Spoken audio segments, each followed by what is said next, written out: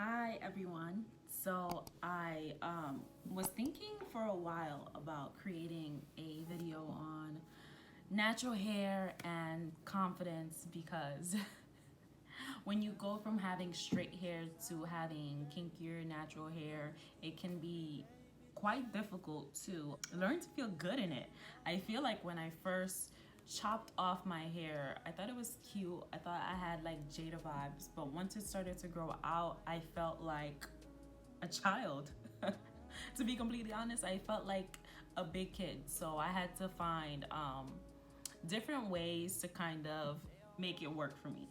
So I just wanted to share a little bit of my experiences, a little bit of the obstacles I faced, and ways that I learned to deal with those obstacles and become happier with my hair and I guess myself overall. So let's jump right into it.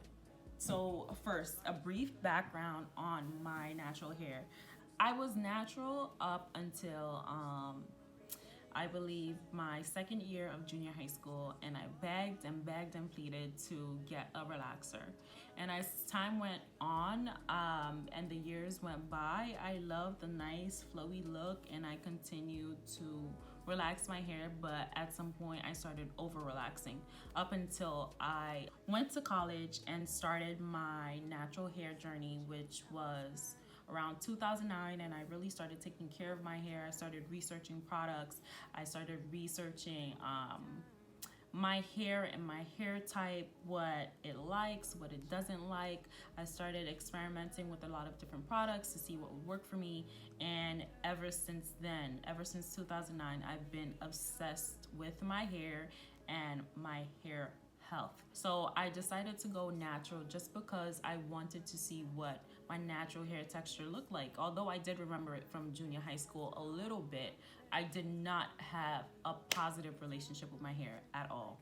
So I big chopped in December 2018. It was Christmas Day. I remember it clearly.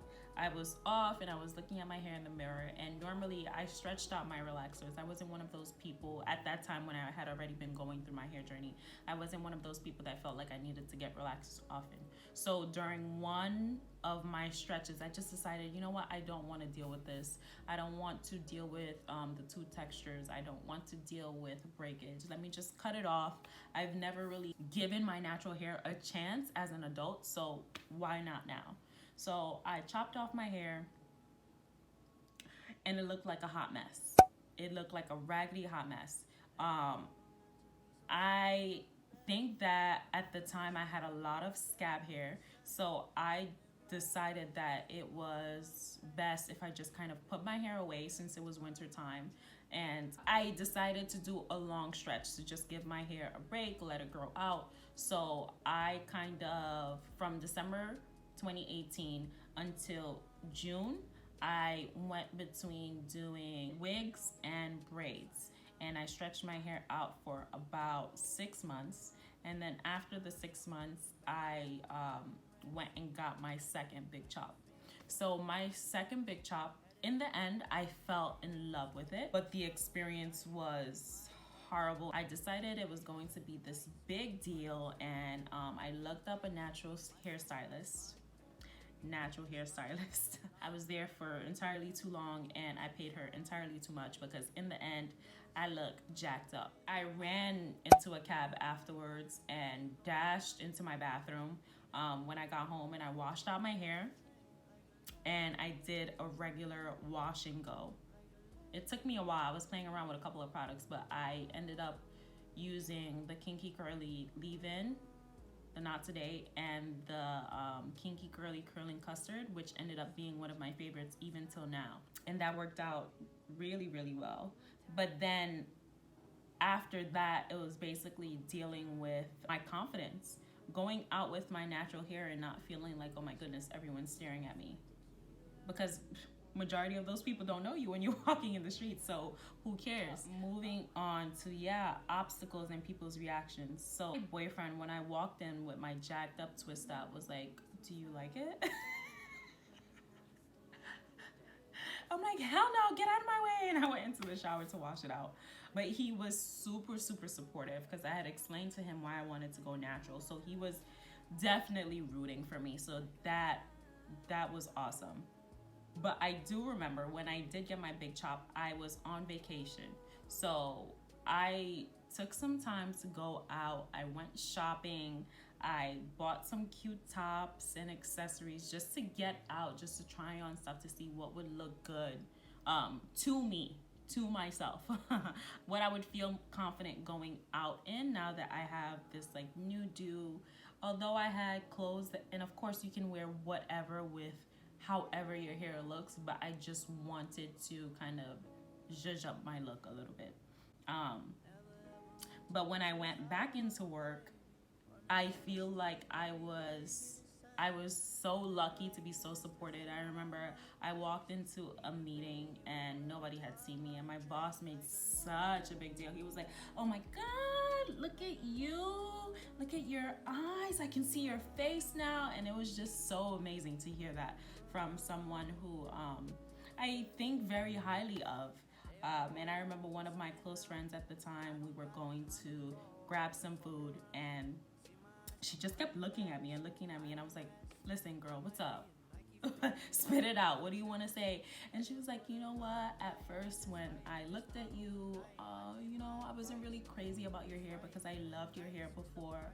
But I'm looking at your pretty little eyes and your little ears, and I just love it on you. Anything you do looks good on you." And again, that was amazing to hear from someone who I care about. So having people around you who support your decision and who love you no matter what, that's very important. So the first advice that I would give to anyone who is going natural, who's currently natural, who has a TWA or is in that awkward stage, is to find what really works for you. What hairstyles work for you in whatever stage you're in. What products really complement your hair for whatever hairstyle you're trying to achieve, and work on the overall appearance of your hair.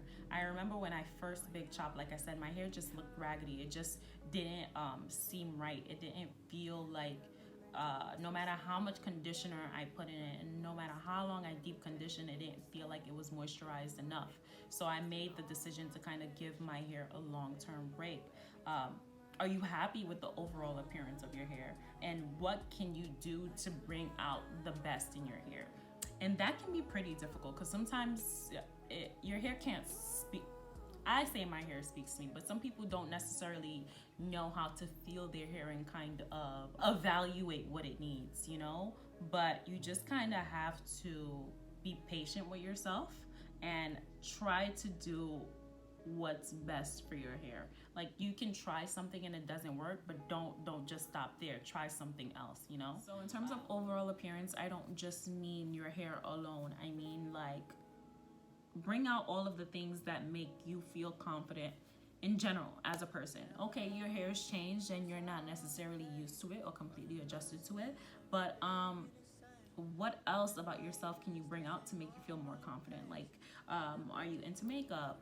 Are you into accessories? Does doing your nails make you feel good? Does getting a cute outfit, even if it's not you going out and spending a whole bunch of money on new wardrobe and new makeup, but doing things that work for you and make you feel a little bit more confident. Like me, I love my eyeliner, my eyebrows. Eyebrows to me are very important.